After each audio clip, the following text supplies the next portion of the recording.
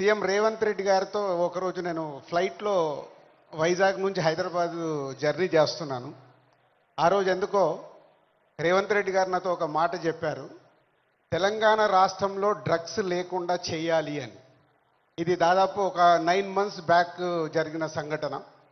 అంటే సీఎం గారికి ఆ రోజు చాలా డీటెయిల్గా, అంటే చిన్నపిల్లల వరకు ఈ డ్రగ్స్ వెళ్ళడం వల్ల మన ఫ్యూచర్ ఎలా ఉండబోతుంది, దాన్ని నిర్మూలించాలంటే అందరం కంకణం కట్టుకోవాలని ఆ రోజు చెప్పడం జరిగింది. ఈరోజు నేను ఈ కార్యక్రమంలో పాల్గొన్నందుకు నా వంతుగా నేను ఓట్ తీసుకుంటున్నాను.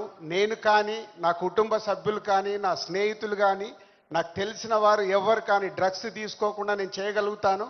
అలాగే నాలాగే మీరు అందరు ఓట్ తీసుకుంటే ప్రతి కుటుంబంలో మన తెలంగాణ రాష్ట్రం మొత్తం డ్రగ్స్ లేకుండా చేయగలుగుతాం. రెడీయా మీరు? ఇలాంటి అవేర్నెస్ మనకి ఈరోజు అవసరం.